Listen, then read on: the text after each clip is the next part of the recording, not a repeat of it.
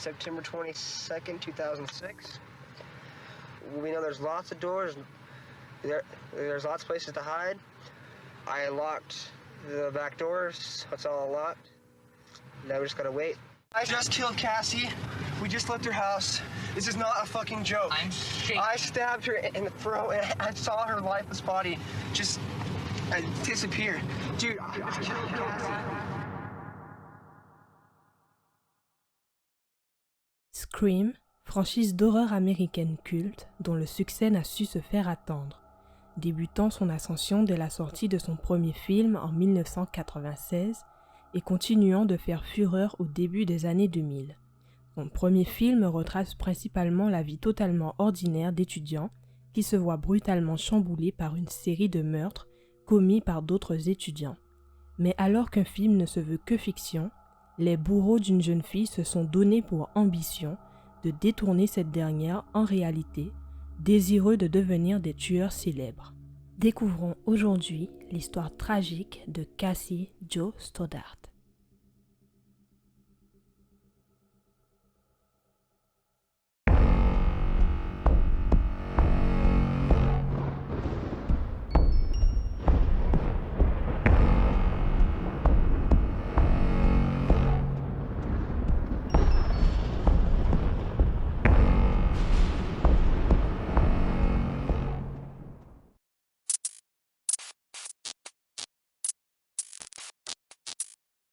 Cassie Jo Stoddart est née tout juste quelques jours avant Noël, le 21 décembre 1989, en Idaho, de sa mère Anne. Cassie a grandi avec 2 frères et sœurs, Christy, qui avait 6 ans de plus, et Andrew, qui avait lui 1 an et demi de moins qu'elle. Cassie a été élevée dans un environnement agréable et dans une famille aimante qui aimait toujours se retrouver pour profiter mutuellement de la compagnie de chacun. Elle était de naturel accueillante et très ouverte d'esprit, ce qui lui permettait de rapidement créer des liens avec les autres. Elle était une idéaliste avec de grands rêves, facile à vivre et qui adorait rire. Intelligente et très ambitieuse, elle rêvait de pouvoir un jour intégrer une université. Son frère Andrew l'a décrite comme étant très entêtée, mais elle incarnait aussi pour lui un modèle à suivre. Il dira avoir passé beaucoup de temps en sa compagnie car ils n'avaient qu'un an de différence d'âge. Ils aimaient sortir aux mêmes endroits et avaient plusieurs centres d'intérêt en commun. Cassie était très créative et développait cette créativité en passant plusieurs heures par semaine dans sa chambre à dessiner tout en écoutant de la musique. Andrew laissera d'ailleurs savoir que leur mère a précieusement tenu à garder plusieurs de ses ébauches. Selon son thème astral, Cassie cherchait l'aventure et la connexion. Elle était très attentionnée et se souciait souvent du bien-être des personnes qui l'entouraient. Elle trouvait sa force en eux et n'aimait pas se retrouver totalement seule. Elle avait une confiance inébranlable dans les autres et c'est probablement ce qui lui coûtera la vie.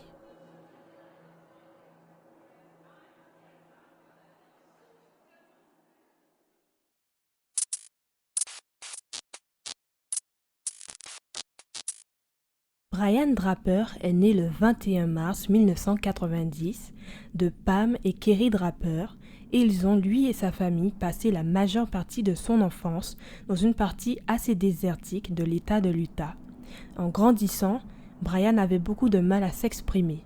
Il bégayait souvent et à cause de cela, ses camarades de classe se moquaient de lui. Il a donc probablement pu être affecté par tout ça dans l'idée de vouloir nuire à autrui.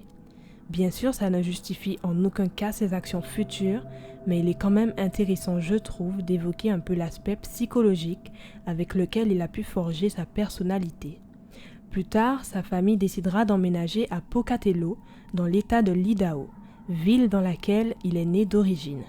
Il a fréquenté plusieurs écoles locales avant de faire la rencontre de Tori Adamczyk. Tori Adamczyk est né le 14 juin 1990 de ses parents Shannon et Sean Adamczyk. Lui aussi était originaire d'Idaho et étudiait à l'école secondaire de Pocatello, lieu même où il se liera rapidement d'amitié avec Brian. En effet, ils avaient beaucoup de choses en commun et étaient tous deux des amoureux du monde cinématographique. De ce fait, ils ont donc pris la décision de commencer à filmer tout et n'importe quoi pour réaliser leur propre film, se disant que cela pourrait leur être utile dans le futur. Les deux garçons ont fini par faire la connaissance de Cassie, qui fréquentait la même école. À l'école, la personnalité florissante de Cassie poussait énormément de monde à vouloir la connaître. Brian et Tori n'étaient pas des exceptions. Les trois se sont alors vite liés d'amitié. Brian et Tori avaient non seulement une même passion pour les films, mais ils se sont découverts un autre point commun. Ils avaient tous les deux le désir malsain d'imiter les meurtres présentés dans la franchise populaire Scream. Mais ce qui les fascinait encore plus, c'était l'idée de pouvoir représenter cette paire d'amis sournois, assassinant leurs propres amis sans aucune méfiance. Selon certains articles, les deux garçons, et principalement Brian, idolâtraient Eric Harris et Dylan Klebold, deux adolescents responsables d'une fusillade au lycée de Columbine, tuant une dizaine de personnes, dont 13 élèves et un professeur.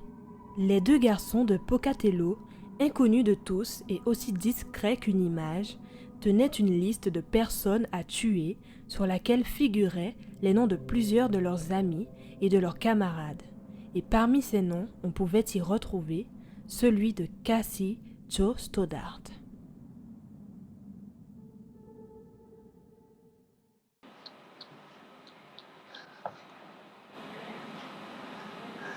Marie, September 22nd, 2006. We're skipping our 4th hour. We're writing our plan right now for tonight. It's gonna be cool. I like the way this scenario begins, and we kill her. Just go ahead. End it.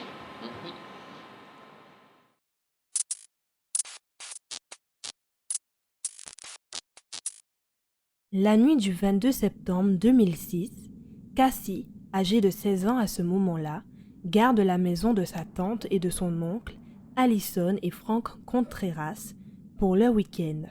Cette maison est située à quelques kilomètres de sa propre résidence à Pocatello. Cassie était connue par sa famille et ses amis comme une étudiante modèle et responsable. C'est pour cela que son oncle et sa tante lui ont naturellement confié leur maison, ainsi que leurs 3 chats et leurs 2 chiens, alors qu'ils partaient en voyage avec leurs enfants. Le shérif responsable du cas de Cassie déclarera plus tard « Elle ne faisait rien d'autre que d'aller à l'école et elle ne faisait rien d'autre que d'offrir son amitié à quelqu'un et à tout le monde. » Cette nuit-là, Cassie avait invité son petit ami, Matt Beckham, pour lui tenir compagnie dans cette maison qu'elle gardait à la résidence de Whispering Cliffs. Sa présence lui était très essentielle car très rassurante pour elle.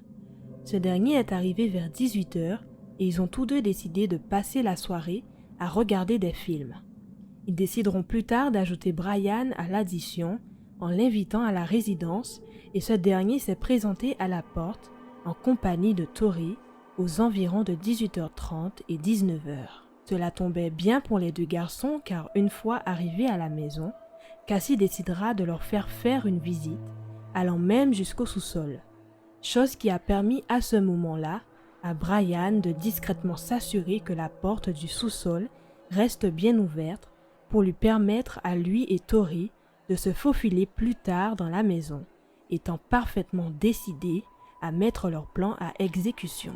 La soirée s'annonçait parfaitement bien lorsque les 4 adolescents ont décidé de profiter de ce petit moment entre amis à discuter et rigoler en enchaînant les films.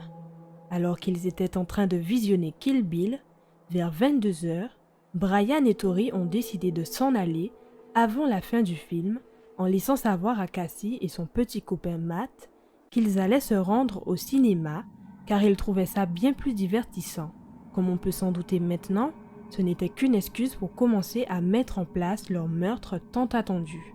Les garçons se sont garés au bout de la rue, s'assurant de placer leur véhicule bien à l'écart. Une fois le contact coupé, Brian et Tori enfilent des costumes précieusement préparés, constitués de vêtements sombres, de gants et de masques. Les deux garçons se seraient ensuite munis de couteaux qu'ils avaient réussi à se procurer quelques semaines plus tôt dans le bureau d'un prêteur sur gage. Unfortunately, we have the grueling task of killing our two friends. And they are right in that house just down the street. We're really nervous right now, but we're ready. We're listening to the greatest rock band We've ever, waited for this for a long time. Pink Floyd, before we commit the ultimate crime of murder. We waited for this for a long time. A long time. We'll stay tuned. Les deux garçons ont ensuite repris à pied le chemin de la maison et sont entrés par la porte du sous-sol que Brian avait préalablement ouverte alors que Cassie et Matt étaient encore à l'étage en train de regarder la télé. Brian et Tori ont d'abord tenté d'attirer le petit couple en faisant du bruit en bas, de manière aussi à installer une certaine peur chez leurs futures victimes. Car très malicieux et perdus dans l'idée de réaliser le film du siècle, ils souhaitaient d'abord voir cette peur se dépeindre sur les visages de leurs victimes avant de commettre leurs crimes abominables. Mais Cassie et Matt n'ont pas vraiment accordé d'importance à ces bruits, se disant que ce n'était très certainement rien de grave. Réalisant que leur tentative ne donnait rien, Brian et Tori ont alors déréglé le disjoncteur, plongeant toute la maison dans le noir. Cassie et Matt ne sont pas descendus pour autant.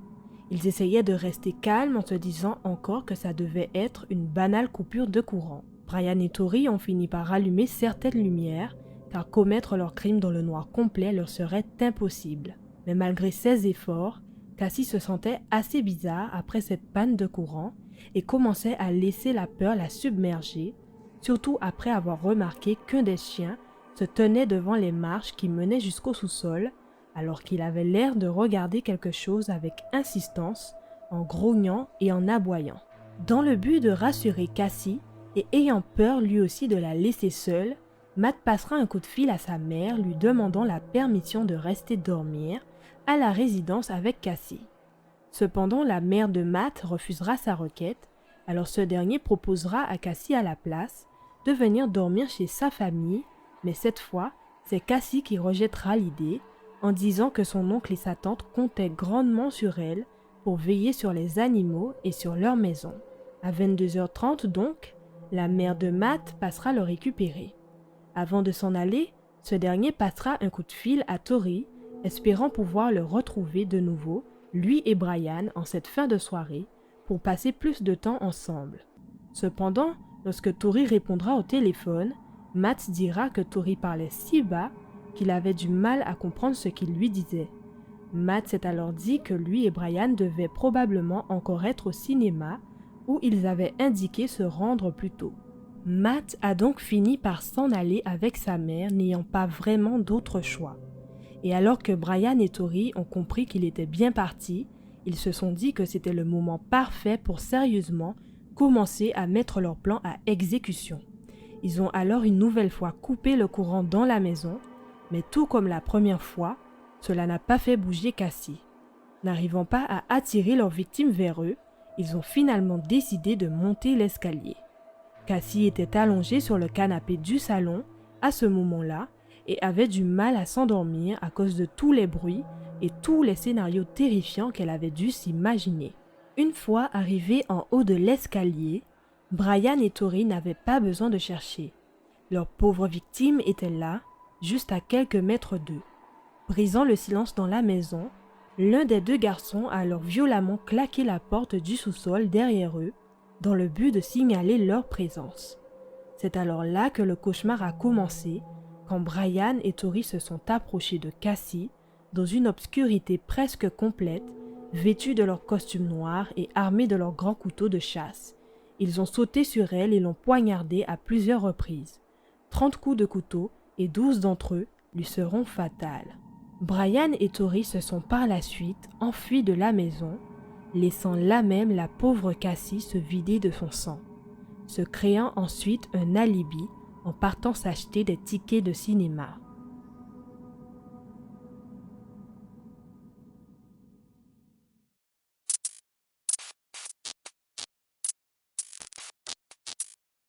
Le jour suivant, Brian et Tori ont retrouvé Matt, alors que ce dernier tentait tant bien que mal de joindre Cassie au téléphone. Son corps ne sera retrouvé que 2 jours après le meurtre, le 24 septembre 2006. Les officiers qui se sont rendus sur la scène de crime ont noté que le corps de Cassie était couvert de sang criblé de lacérations profondes et de blessures causées à l'arme blanche. La police a commencé son enquête en interrogeant le petit ami de Cassie, Matt Beckham. Il leur a parlé de tout ce qu'il s'était passé la nuit du meurtre, en mentionnant que Brian et Tori avaient brièvement passé du temps avec lui et Cassie. Cela a donc mené les enquêteurs à interroger les deux garçons. Il aura fallu peu de temps aux enquêteurs pour déterminer ce jour-là que Tori et Brian faisaient bien partie des dernières personnes à avoir vu Cassie vivante. Les détectives se rendront chez Tori, qui sera emmenée ce même jour au poste de police pour un premier interrogatoire avec la présence de son père, étant encore mineur. Effectivement, lui et Brian n'étaient encore âgés que de 16 ans au moment des faits. Durant ce premier interrogatoire, Tori dira dans un premier temps aux enquêteurs que lui et Brian se seraient rendus à la résidence vers 20h30 pour assister à une fête organisée dans la maison que gardait Cassie. Mais selon lui, ils auraient tous les deux vite décampé car rien de concret ne s'y passait. Ils se seraient donc à la place rendus au cinéma pour regarder un film, après quoi ils seraient rentrés chez Tori où ils auraient passé la nuit. Mais quand les enquêteurs l'ont ensuite interrogé sur le film qu'ils étaient partis voir ce soir-là, Tori a prétendu ne se souvenir de rien.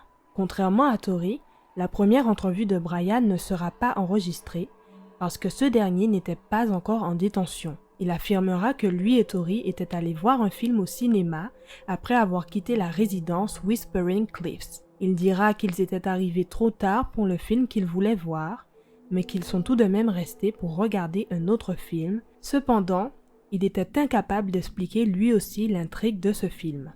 Il a ensuite fait une description de ce qui s'était passé cette nuit-là avant de quitter le poste de police. Dans la soirée du 26 septembre, les enquêteurs ont amené Brian pour son deuxième interrogatoire.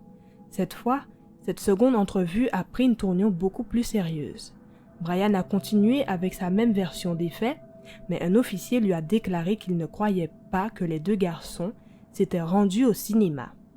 Brian a ensuite dit qu'ils sont restés dans le parking du cinéma dans le but de voler des objets dans les voitures garées sur place. La police n'y a pas non plus cru, mais ils laisseront tout de même Brian rentrer chez lui avec ses parents. La police a évidemment commencé à avoir beaucoup de soupçons au sujet de Brian, alors un détective a été envoyé pour fouiller la maison du jeune homme. La police espérait trouver des objets pouvant lier Brian au meurtre de Cassie. L'enquêteur sur place, après recherche, découvrira une gaine de couteau vide, alors c'est naturellement qu'il interrogera Brian là-dessus. Ce dernier lui répondra en disant que le couteau de la gaine appartenait à un ami et que le couteau devait certainement se trouver chez cet ami. Une troisième entrevue avec Brian, accompagné de ses parents, aura lieu le lendemain, le 27 septembre. C'est ce jour-là que Brian fera enfin des confessions. Il admettra que la nuit du meurtre, lui et Tori avaient déverrouillé la porte du sous-sol pour leur permettre d'entrer par effraction dans la maison un peu plus tard dans la nuit. Il sera catégorique sur le fait qu'il n'avait pas prévu de tuer Cassie, mais juste de l'effrayer. Il déclarera ensuite qu'ils avaient apporté des masques, des gants, des vêtements noirs et des couteaux pour pleinement mener à bien leur petit plan de frayeur. Il continuera en disant aux enquêteurs qu'une fois que lui et Tori sont montés à l'étage, Tori aurait commencé à poignarder Cassie. Il dira que sur le moment, il pensait que Tori essayait simplement de faire peur à Cassie, mais il a fini par réaliser que Tori était réellement venu dans l'idée de commettre un meurtre. Il ajoutera ensuite qu'il n'a jamais osé toucher Cassie ce soir-là et qu'il a juste dû assister à la scène horrible qui se déroulait devant ses yeux. Il va ensuite affirmer que plus tôt ce jour-là, Tori l'avait menacé de le tuer s'il osait parler de leur plan. Ce même jour, espérant pouvoir se sortir d'affaire, Brian décidera de conduire les forces de l'ordre dans la région de Black Rock Canyon, à l'endroit où lui et Tori avaient enterré les preuves quelques jours plus tôt. Ces éléments de preuve comprenaient 2 couteaux de style poignard avec gaine, un couteau à manche argentée et noire avec une lame lisse et non dentelée, un couteau pliant avec une lame argentée et un manche noir similaire au couteau de survie, une boîte de bâtons d'allumettes, une bouteille fondue de peroxyde d'hydrogène, substance qui sert principalement à désinfecter, une note de papier partiellement brûlée, un masque multicolore partiellement fondu, un masque rouge et blanc, une paire de bottes noires, un gant noir, une autre paire de gants Puma noirs, une paire de gants en latex bleu, une paire de gants noirs sans doigts Athletic Works, une chemise habillée noire Calvin Klein, une chemise noire Hagger, un sac poubelle en plastique bleu, une chaussette de couleur blanche et grise, un petit morceau de cordon noir et pour finir, une bande vidéo accablante contenant des images des deux tueurs planifiant de façon explicite le meurtre de Cassie. Une partie de ces images sont celles qui figurent dans cette vidéo, dont celle où on peut voir les deux garçons dans la voiture tout juste après avoir commis leur meurtre. Sur ces enregistrements figure aussi cette vidéo des deux garçons, la veille du meurtre, à la librairie de leur école, qui émettent à un moment donné leur désir de capturer les images du meurtre de leur prétendu ami en vidéo. Ce jour-là, Brian et Tori séchaient les cours en vue de rédiger leur plan macabre. On apprendra aussi que la note retrouvée était l'une de celles qu'on peut apercevoir sur cette même vidéo. Les parties lisibles de cette note mentionnent le meurtre de Cassie, mais aussi de Matt Beckham. Ce 27 septembre 2006, après avoir rassemblé toutes ces preuves, les détectives ont mené une seconde entrevue avec Tori, dans laquelle il sera cette fois accompagné de ses deux parents. Les détectives montreront à Tori la note retrouvée sur le site du Black Rock Canyon et ce dernier avouera que la note contenait bien son écriture. Il donnera plus de détails sur ce qu'il s'est passé après avoir prétendument quitté la résidence. Il expliquera que lui et Brian sont arrivés à la résidence aux environs de 20h et 20h30. Il dira ensuite qu'ils avaient fait une visite de la maison. Ils avaient ensuite regardé le second volume de Kill Bill. Par la suite, après avoir quitté la maison, il a déclaré qu'alors que lui et Brian tentaient de voler une voiture, il a passé plusieurs appels sur le téléphone de Matt. Lors de son dernier appel avec Matt, ce dernier l'a informé que sa mère allait passer le récupérer. Tori a ensuite déclaré que lui et Brian sont retournés chez lui vers 23h30 et qu'ils y sont restés toute la nuit. Cependant, un des enquêteurs laissera savoir à Tori que des témoins l'avaient aperçu cette nuit-là dans une épicerie. Alors Tori répondra à ça que lui et Brian s'y étaient rendus pour que Brian s'achète des allumettes pour des cigarettes. Il admettra aussi que lui et Brian se sont bien rendus ce soir-là au Black Rock Canyon. À la fin de cette seconde entrevue, les enquêteurs informeront Tori des preuves découvertes plus tôt sur le site de Black Rock Canyon et ont fait pression sur lui pour qu'il dise la vérité. Tori a répondu en demandant s'il pouvait parler à un avocat. Les enquêteurs ont alors immédiatement cessé de l'interroger et sont sortis de la pièce, permettant à Tori et son père Sean de converser en privé dans une autre pièce. À la suite de cette réunion privée, Tori, Sean et les détectives se sont à nouveau réunis dans la salle d'interrogation où les détectives informeront Tori qu'il allait être arrêté. Brian a également été arrêté et a été emmené à la prison du comté de Bannock. Tous les deux seront donc arrêtés ce 27 septembre 2006 pour meurtre au premier degré ainsi que pour complot en vue de commettre un meurtre. Le lendemain, les enquêteurs voulaient mener une quatrième entrevue avec Brian. La police a alors tenté de joindre les parents de ce dernier, mais ils n'y sont pas parvenus. Brian a alors déclaré qu'il était prêt à parler sans que ses parents ne soient présents. Cette fois donc, les enquêteurs ont essayé de pousser les choses pour découvrir le degré d'implication de Brian dans le meurtre, puisque jusqu'à présent, les seules confessions qu'ils avaient eues impliquaient que Tori était le seul à avoir blessé Cassie. Un officier a alors demandé à Brian si Tori l'avait peut-être forcé à poignarder Cassie pour tenter de faire ses preuves. Brian confirmera cette version en disant que Tori lui avait continuellement répété « Tu dois la poignarder ». Il a par la suite admis avoir poignardé Cassie 4 fois à la jambe et à la poitrine dans un premier lieu, mais cela ne satisfaisait pas assez Tori, qui lui avait répété que Cassie devait mourir. Une dizaine de minutes plus tard, Brian a conclu l'entretien et a demandé à voir ses parents. En effet, selon l'analyse comportementale, Tori avait dans le duo une attitude de meneur, tandis que Brian, lui, se sentait soumis et voulait tout faire pour tenter d'impressionner son ami.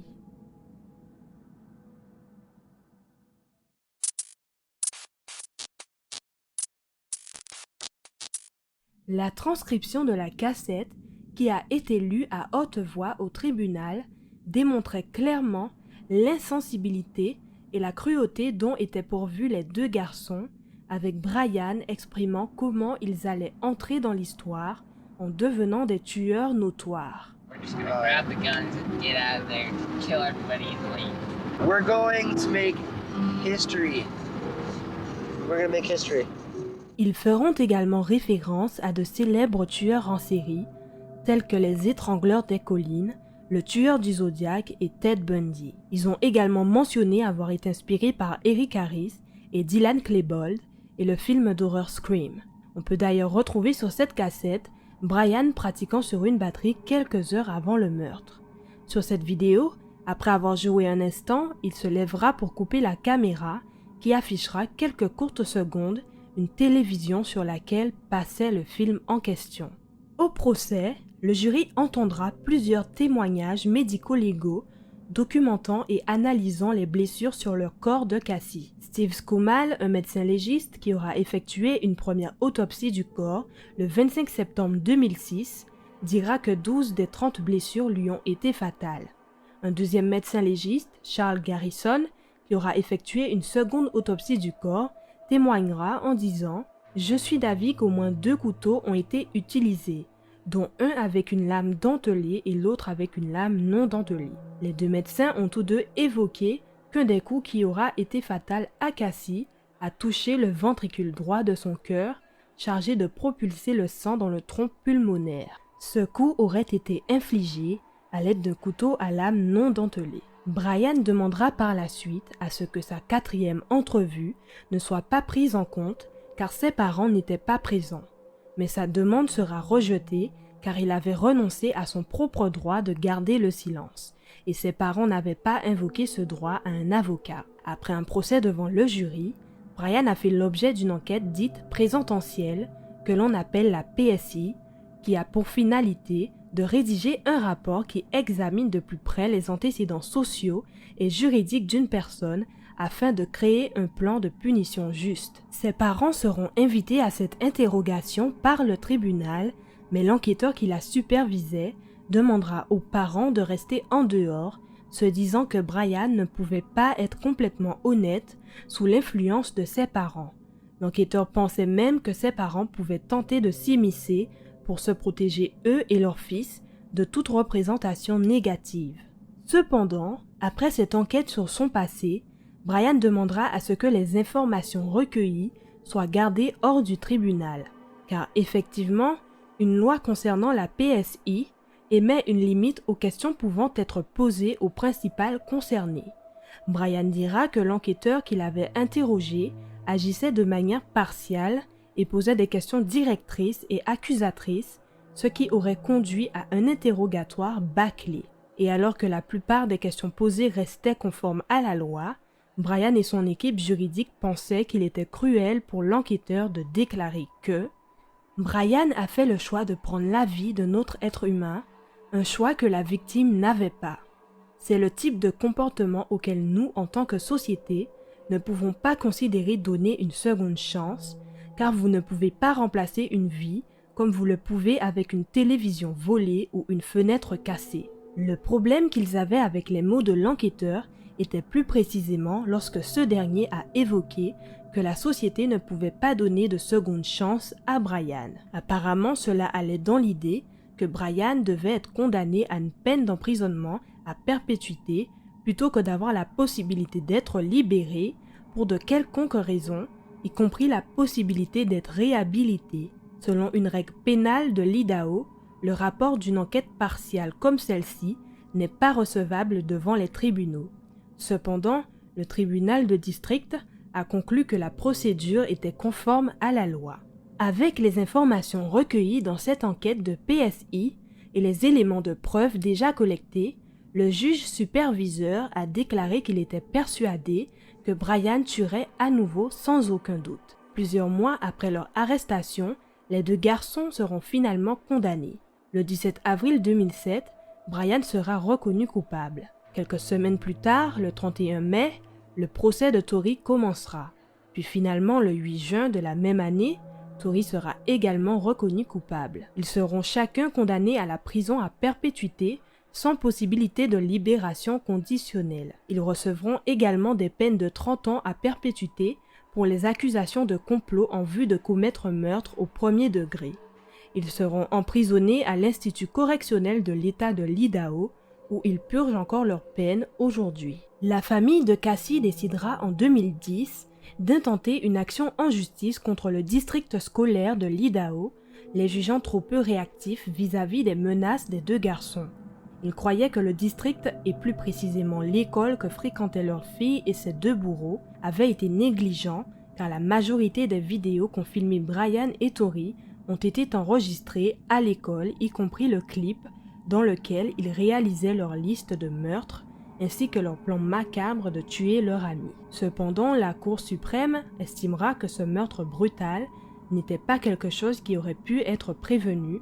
Elle a donc rejeté l'affaire. Les garçons feront tous les deux appel de la décision de la Cour. Tory sera reçu en septembre 2010, tandis que Brian sera reçu en avril 2011. Ils se verront refuser des appels complets, mais les accusations visant Brian pour complot seront abandonnées car il y a suspicion qu'au moment de son procès, le jury avait été induit en erreur. Quelques années plus tard, en juillet 2015, dans l'idée d'un nouvel appel, Tory rencontrera le juge du 6e district, Mitchell Brown, pour discuter de certains problèmes qu'il avait eus avec le traitement de l'affaire. Tory croyait que s'il avait été autorisé à avoir des témoins au procès initial, il aurait reçu une peine plus clémente. Il a ajouté que son ancien avocat l'avait poussé lui et ses parents à croire que cela n'aurait fait que créer des preuves plus accablantes contre lui. Tory fera pour ces raisons ce nouvel appel, mais ce dernier sera rejeté par le juge en mars 2016. Par la suite, Tory tentera de refaire appel de sa condamnation à 2 nouvelles reprises, mais ces appels ne résulteront en rien. La vidéo est maintenant terminée. En espérant qu'elle vous a permis d'apprendre certaines choses, je vous invite à laisser un petit like et me dire ce que vous avez pensé de cette histoire en commentaire. Comme d'habitude, si jamais il y a des corrections à prendre en compte sur les faits que j'ai évoqués, je vous invite également à les mettre en commentaire que j'épinglerai si possible. Prenez soin de vous et peut-être à une prochaine fois.